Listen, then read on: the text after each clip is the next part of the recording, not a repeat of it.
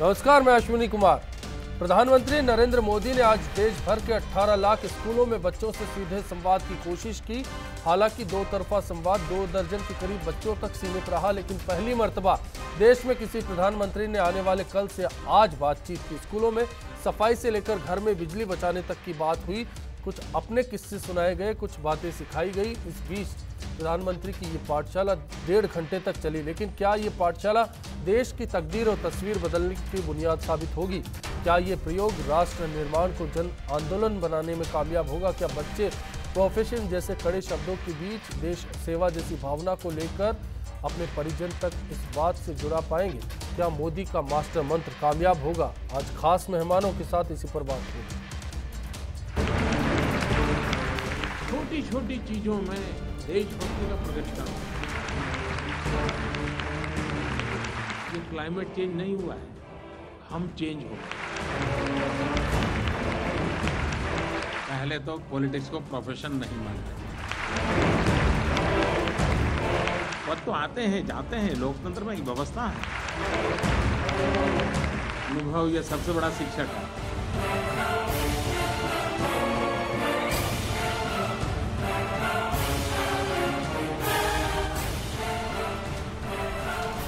Big fight में इस मसले पर चर्चा के लिए स्टूडियो में हमारे साथ हैं बीजेपी नेता बसंत चौधरी जी, कांग्रेस नेता लोकेश शर्मा जी, समाज शास्त्री राजीव गुप्ता जी और वरिष्ठ अध्यापक कृष्णा शर्मा जी इस बातचीत में हमारे साथ होंगे। आज शिक्षक दिवस है। धीरे धीरे इस प्रेरक प्रसंग की अहमियत कम होती जा रही है। शायद बहुत से सारे स्कूल होंगे जहां 5 सितंबर को इस रूप में याद भी नहीं किया जाता होगा। शिक्षकों को अवार्ड मिलना, उनका एक समारोह होना, वहाँ तक ही ज़्यादातर ये सीमित हो गया। आवश्यकता है कि हम इस बात को उजागर करें, समाज जीवन में शिक्षक का महात्म्य क्या, और जब तक हम उस महात्म्य को स्वीकार नहीं करेंगे, न शिक्षक के प्रति गौरव पैदा होगा, न शिक्षक के माध्यम से नई पीढ़ी में परिवर्तन में कोई ज़्यादा सफलता प्राप्त होगी। टेक्नोलॉजी का महात्म्य बहुत बढ़ रहा है। मैं सभी शिक्षकों से आग्रह करता हूँ, हम हमारे कुछ अगर हमें सीखना पड़े तो सीखें, भले हमारे आयु 40, 45, 50 पर पहुंची हो, लेकिन हम सीखें।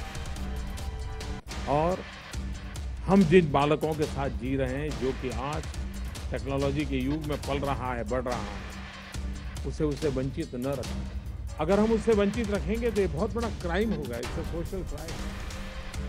हमारी कोशिश होनी चाहिए वो आधुनिक विज्ञान टेक्नोलॉजी से हमारे बालक जुड़े, तो विश्व को उस रूप में जानने के लिए उसको अवसर मिले। जो लोग साल का सोचते हैं वो अनाज बोते हैं, जो 10 साल का सोचते हैं वो फलों के वृक्ष बोते हैं, लेकिन जो पीढ़ियों का सोचते हैं वो इंसान बोते हैं।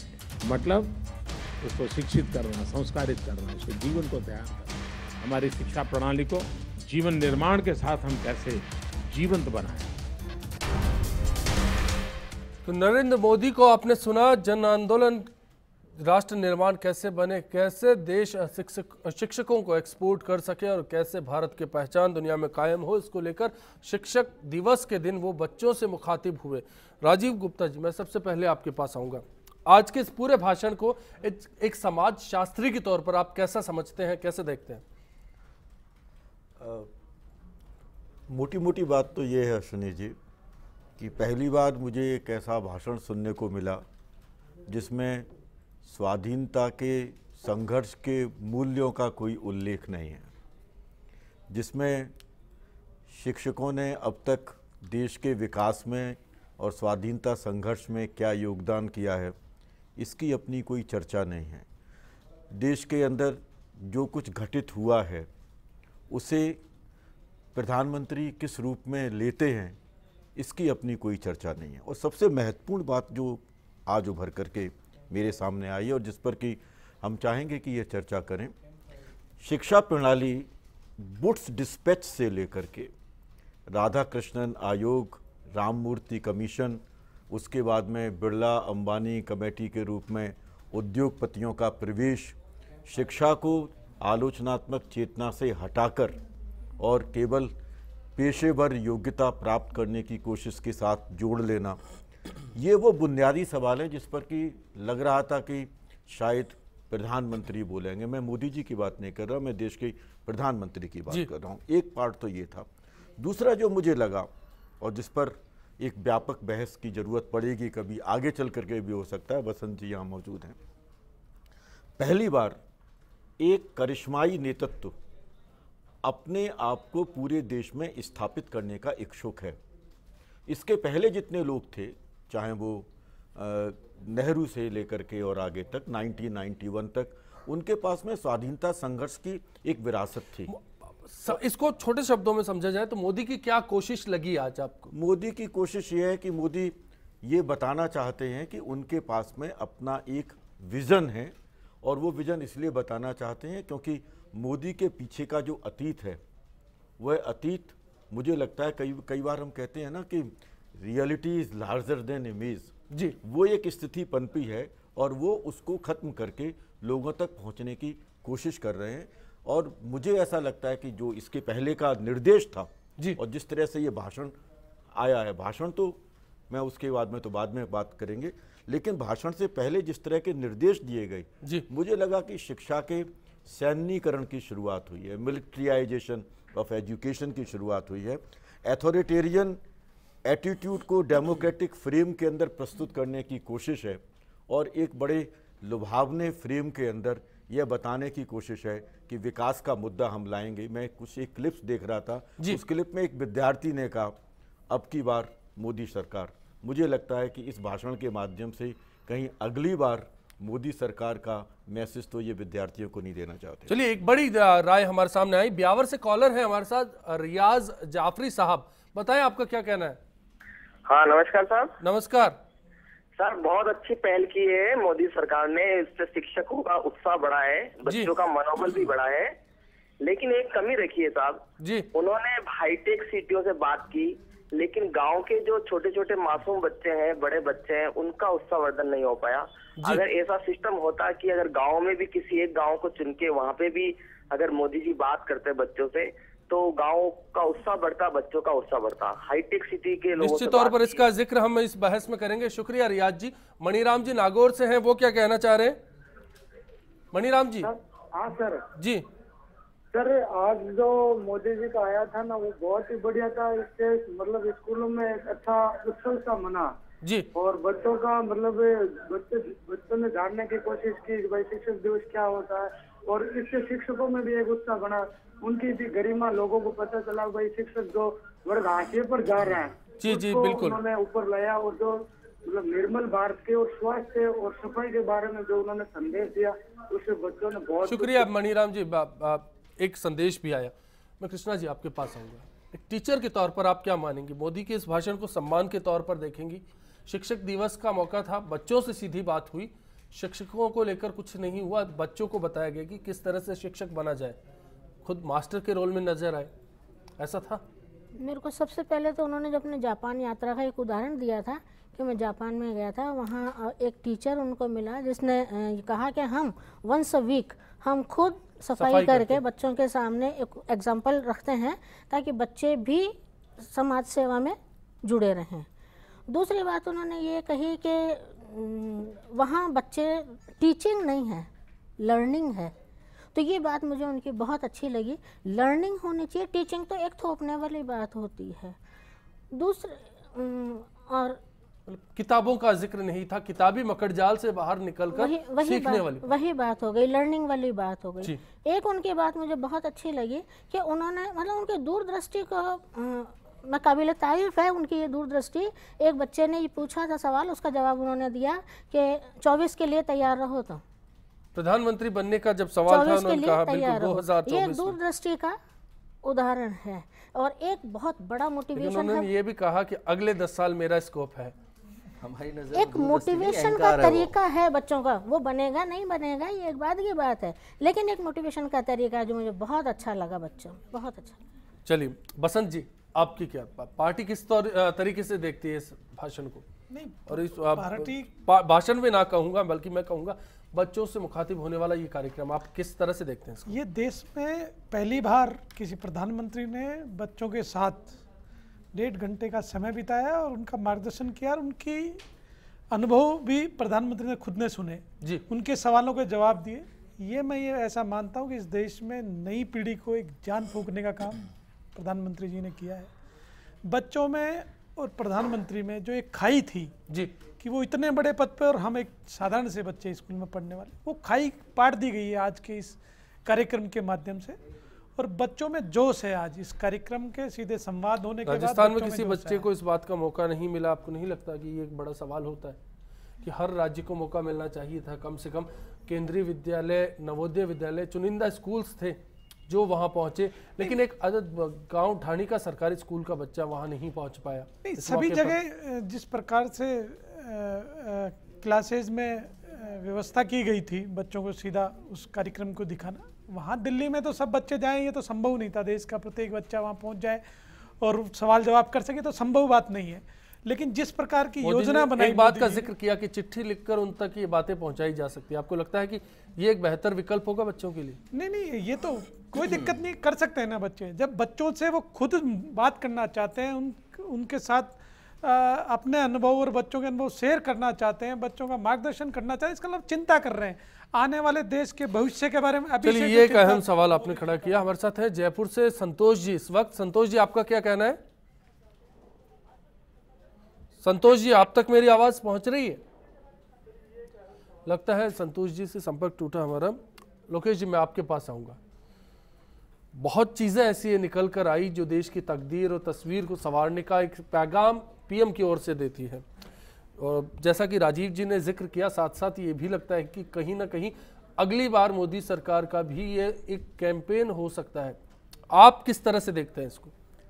देखिए, सबसे पहले तो मैं मेरे भारतीय जनता पार्टी के जितने भी मित्र हैं और जो लोग आज ये लगातार इस बात को कह रहे हैं कि पहली बार कह के जिस तरीके से संबोधित किया जा रहा है और महिमा मंडन किया जा रहा है देश के प्रधानमंत्री का, मैं सभी को बताना चाहता हूं कि इस देश के प्रथम प्रधानमंत्री पंडित जवाहरलाल नेहरू तमाम बच्चों के लोकप्रिय थे और वो हमेशा बच्चों के साथ अपना समय व्यतीत करते थे। यानी जब भी उनको मौका मिलता था बच्चों के साथ अपना इंटरेक्शन करते थे, संवाद करते थे और इसीलिए वो पूरे विश्व में चाचा नेहरू के नाम पर जाने गए।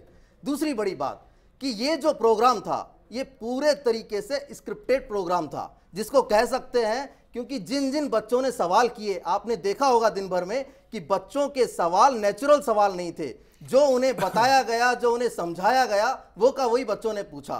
जो राजीव जी कह रहे थे, हम उस बात से पूरी तरह से सहमत हैं, क्योंकि यहां पर आपको बताना चाहता हूं कि कल जो यहाँ के प्रदेश अध्यक्ष हैं अशोक परनामी जी, उन्होंने एक अपने युवा मोर्चा के कार्यक्रम में कहा कि आप स्कूल तक जाओ, आप कॉलेजों में जाओ, उन बच्चों को टारगेट करो जो 2018 में वोटर बनने वाले हैं। तो ये भारतीय जनता पार्टी का एक छुपा हुआ एजेंडा है जिसको वो इस देश के पूरे जो तंत्र है, यानी पूरी सरकारी मशीनरी का उपयोग करते हुए, मैं उपयोग नहीं कहूंगा, दुरुपयोग करते हुए अपने आप को प्रचारित करने का एक तरीका मात्र है।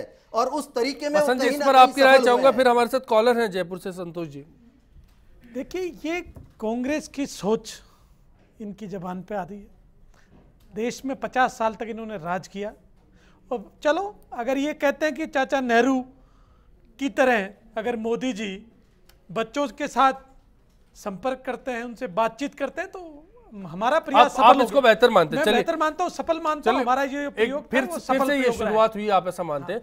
हमारे साथ संतोष जी हैं। संतोष जी, आपका क्या कहना है? सर, मेरा ये कहना है कि मोदी जी ने आज जो संपर्क स्थापित किया बच्चों से जी, पिछले कुछ दिनों में जब पाठ्यक्रम में शामिल करने की बात चली तो मोदी जी ने आलोचना की थी कि मेरा नाम और मेरी हिस्ट्री पाठ्यक्रम में शामिल नहीं की जानी चाहिए, और आज इन्होंने अपने आप को शिक्षक के रूप में थोपने का प्रयास किया पूरे बच्चों पे।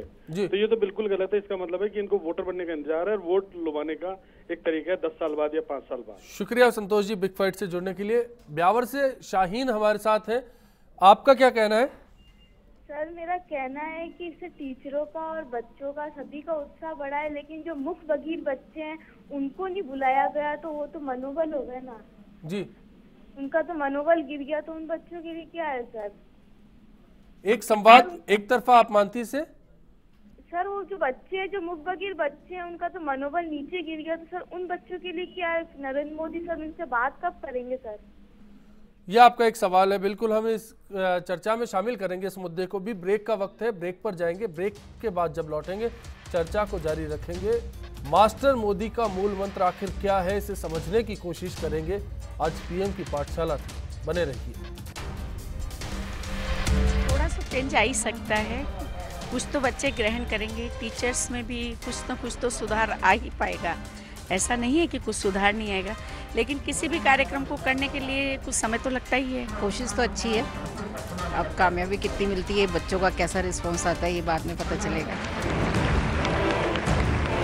पद तो आते हैं जाते हैं, लोकतंत्र में एक व्यवस्था है।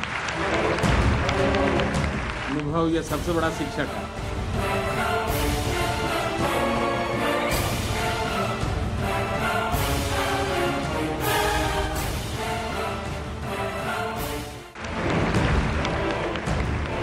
पद तो आते हैं जाते हैं, लोकतंत्र में एक व्यवस्था है।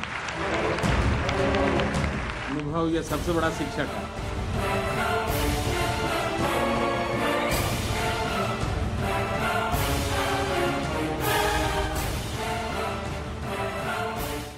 एक वैश्विक परिवेश में ऐसा माना जाता है कि सारे दुनिया में अच्छे टीचरों की बहुत बड़ी मांग, अच्छे टीचर मिल नहीं रहे। भारत युवा देश है, क्या भारत ये सपना नहीं दे सकता है हमारे देश से बहुत ही उत्तम प्रकार के टीचर हम एक्सपोर्ट करेंगे? और आज जो बालक है उसके मन में इच्छा नहीं जगा सकते कि हाँ मैं भी एक अच्छा टीचर बन के देश और समाज के लिए काम आऊं। ये बात सही है कि बालिकाओं की शिक्षा को बहुत प्राथमिकता देनी चाहिए। अगर देश को आगे बढ़ाना है, और महात्मा गांधी कहते थे कि एक बालक पढ़ता है तो एक व्यक्ति पढ़ता है, लेकिन एक बालिका अगर पढ़ती है तो 2 परिवार पढ़ते हैं, मायके वाले और ससुराल वाले, 2 परिवार पढ़ते हैं।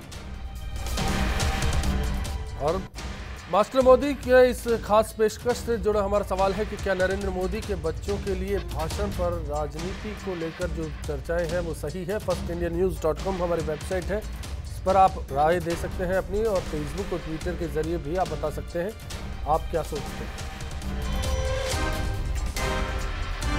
कुचामन सिटी से संदीप सेन हमारे साथ हैं, आपका क्या कहना है? हाँ जी संदीप जी नमस्कार। अब पहले तो आप सबको शिक्षक दिवस की हार्दिक शुभकामनाएं। शुक्रिया, आपको भी बहुत बहुत बधाई।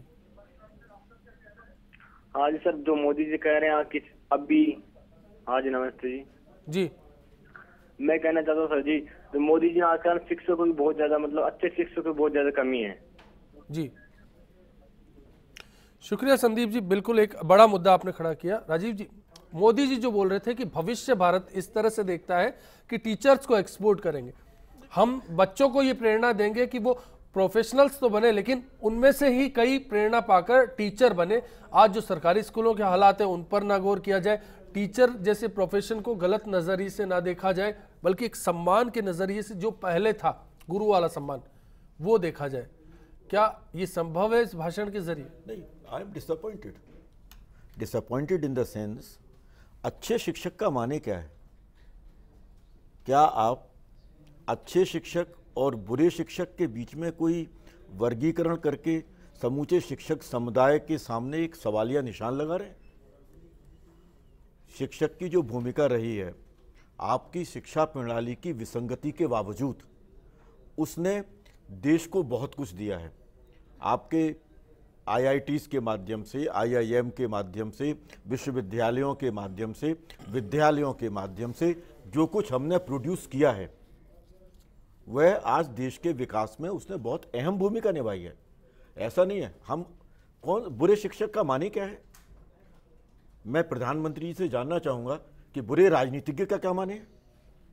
आप शिक्षक के ऊपर इस तरह की जो टिप्पणी कर रहे हैं, आप ये कहते कि नहीं भाई शिक्षक का दृष्टिकोण और ज्यादा व्यापक होना चाहिए। बिल्कुल, जो कॉलर हमारे साथ कुचामन सिटी से संदीप जी जुड़े थे उनका कहना था कि अच्छे शिक्षकों का आज अभाव है, आज नहीं मिलता। इसको लेकर आप कहाँ हैं? अच्छे शिक्षक का अभाव नहीं है, सवाल यह है कि बाजारवाद ने और आपके विकास के अंदर जो टेक्नोलॉजी की आप बात कर रहे हैं, उस टेक्नोलॉजी के चलते और वैश्वीकरण के चलते आपने शिक्षक के प्रोफेशन को हायरार्की में सबसे नीचे ला करके खड़ा कर दिया है। आज मैं किसी से भी पूछूं, मैं किसी से भी बात करता हूं, teaching is the last option. क्यों? ऐसा कैसे हो गया? क्योंकि अब आप पर्क्स देते हैं। आपने शिक्षकों के समुदाय के अंदर पैरा टीचर्स पैदा कर दिए। आपने संविदा के आधार पर टीचर्स दे दिए, आपने स्कूल्स के समानीकरण के नाम पर टीचर्स के ऊपर सरप्लस की तलवार लटका दी। आप टीचर्स के ट्रांसफ़र करते हैं और समय समय पर हर कोई आकर के शिक्षक को ये उपदेश देता है, लेकिन ये भूल जाता है कि वो शिक्षक का प्रोडक्ट है। चलिए बिल्कुल। कृष्णा जी, इस तस्वीर को जब आप काम कर रही थी, एक शिक्षिका के तौर पर आप थी, आज भी जब पढ़ा रही हैं, स्कूल तब जाती, तब में और अब में कितना फ़र्क लगता है आपको? जब मोदी जी को सुना आपने, उसके बाद और उससे पहले किस तरह से देखते हैं आप? मैं तो ये चाहूँगी, इन्होंने जो एक स्किल शब्द का यूज़ लिया, काम में लिया था स्किल शब्द, उस स्किल को ये कैसे कोर्स में लेके आते हैं, कैसे बच्चों को पढ़ाते हैं, कैसे बच्चों के लिए। आपसे ये पूछना चाहता हूँ, क्या टीचर स्किल्ड नहीं है? नहीं। और विद्यार्थी को जो आप स्किल देना चाहते हैं, उनके स्किल का मतलब दूसरा था। उनके स्किल का मतलब था को करिकुलर एक्टिविटीज या अपना वो खुद तैयार हो जाए, उनके हाथ में हुनर आ जाए। वो कुशलता जो उसे चीफ वर्कफोर्स बनाए, क्योंकि अश्विनी जी बहुत महत्वपूर्ण सवाल है, क्या वो कुशलता जो चीफ वर्कफोर्स बनाए या वो कुशलता जो मेरे को बाजार के सामने समर्पण के लिए मजबूर कर दे, या वो कुशलता। बसंत जी, इसका जवाब आप दे सकते हैं मेरे ख्याल से। पार्टी क्या सोचती है इस बारे में? मोदी जी ने बच्चों को परिश्रम के लिए भी कहा कि पसीना बहाना चाहिए। आज जिस प्रकार से पसीना किस बाबत? उनका कहना था कि एक बच्चा दिन में 4 बार भागे दौड़े खेले तो अच्छा लगता है। अच्छा लगता है, वो सफाई भी करे तो ही पसीना बहा सकता है, वो पेड़ लगाए तो ही पसीना बहा सकता है, उसके बहुत से मायने होते हैं।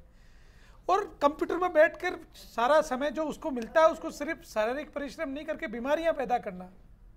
तो आज जिस प्रकार की जो नई जनरेशन है, वो कंप्यूटर के आगे बैठी रहती है, अपनी आंखें कमजोर कर लेती है, शरीर में बीमारियां पाल लेती है।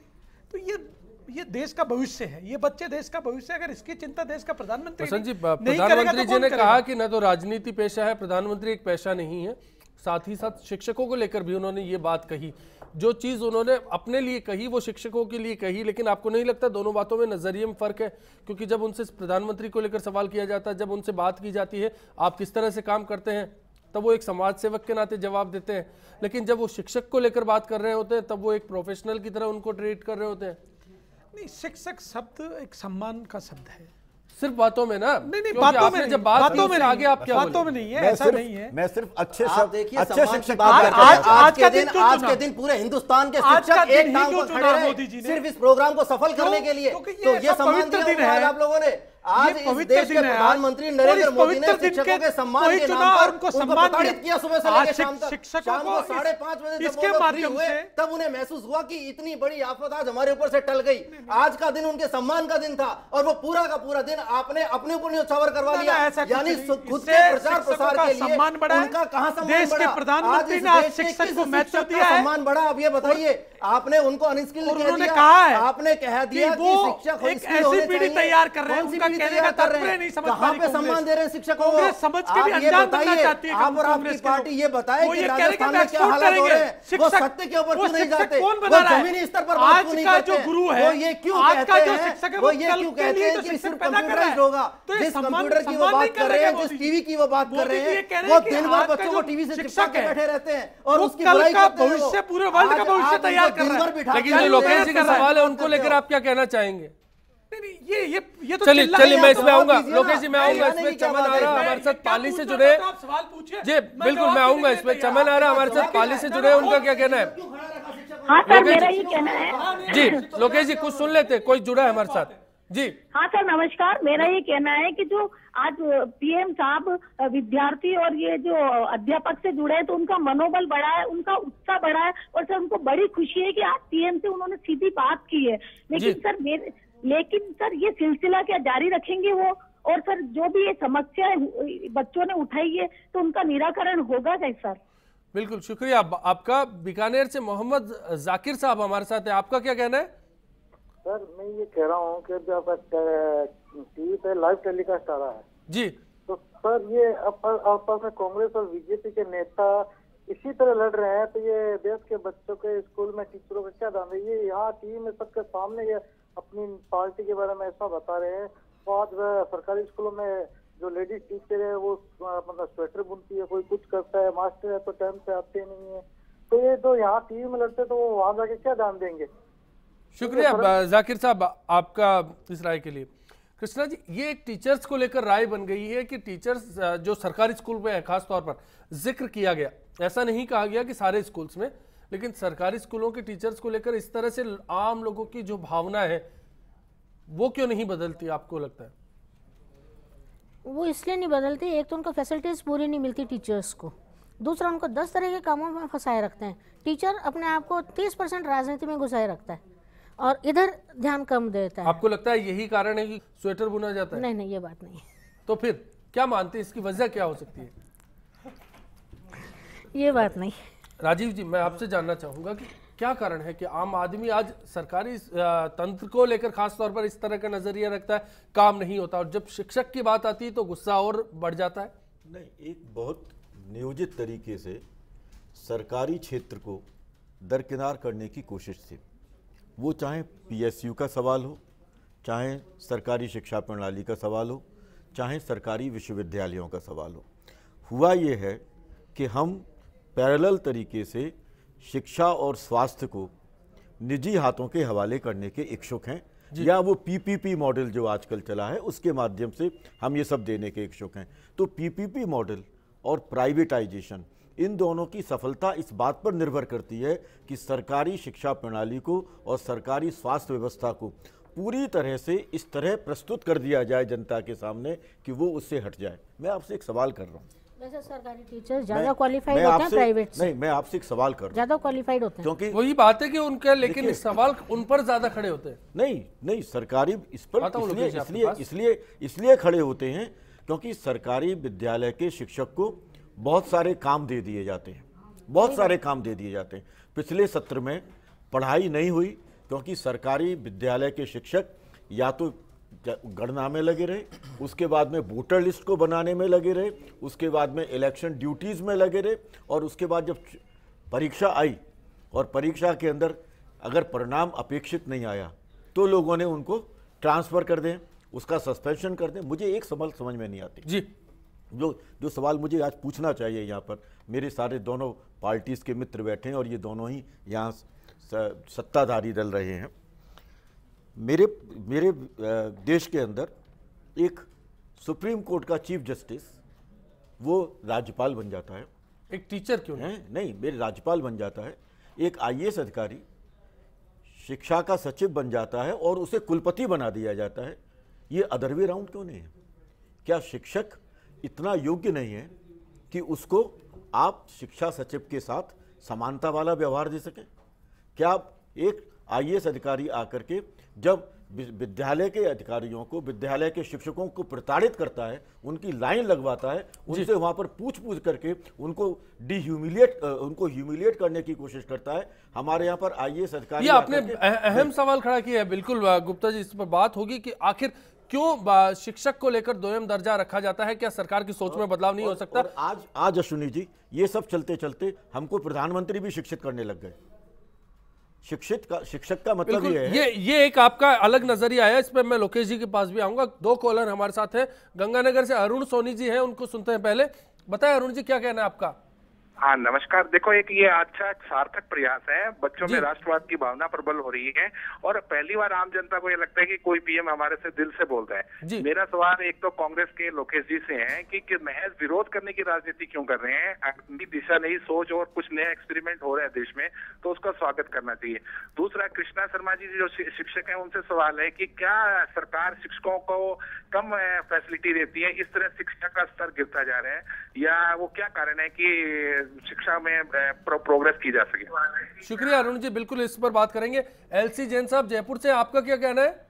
हाँ नमस्कार पारिश साहब, यह मेरा ये निवेदन है जी कि यह कम से कम शिक्षकों को जो है सुविधा, अभी गंगानगर वाले साहब कह रहे थे कि शिक्षकों को सुविधाएं जो है ना पूरी मिलती, पूरी कहाँ। मैं खुद जो है एजुकेशन डिपार्टमेंट में रह चुका हूँ, हालांकि मैं जो है एग्जीक्यूटिव पोस्ट पे था, टीचर नहीं था, अकाउंट सर्विस से हूँ, लेकिन वहाँ मैंने देखा कि कक्षाएं जो है पेड़ के नीचे लग रही है, बरसात के अंदर जो है लग रही है। तो शिक्षक को जहाँ तक जो है फैसिलिटी देने वाले सवाल है वो कहाँ मिल पा रही है उन्हें? गांव में जो है बेचारे को। निश्चित तौर पर जैन साहब, बिल्कुल जो अरुण सोनी जी का दूसरा सवाल था उस पर जवाब हमें मिल गया कि आखिर किस तरह का तंत्र हमारा है। हमारे जो सरकारी कारिंदे हैं उनको किन परेशानियों का सामना करना पड़ता है, खासतौर पर शिक्षकों को, और फिर किस तरह से प्रधानमंत्री जी एसी के बड़े हॉल में बैठकर भाषण देते हैं, उसके बाद क्या तस्वीर आती है। जो पहला सवाल था लोकेश जी से, उस पर बात करेंगे, ब्रेक के बाद चर्चा जारी रहेगी। नई टेक्नोलॉजी आएगी और बच्चे जो है मोदी जी जो कुछ कहेंगे कुछ न कुछ गेम तो करेंगे। आज पीएम पूरे जोश में है और उनके ओजस्वी भाषण में बहुत सारी बातें छिपी हुई हैं जो बच्चों के हित में होंगी और भविष्य की शिक्षा पद्धति में वो बहुत बड़ा परिवर्तन लाने वाले हैं। पद तो आते हैं जाते हैं, लोकतंत्र में एक व्यवस्था है। अनुभव ये सबसे बड़ा शिक्षक है।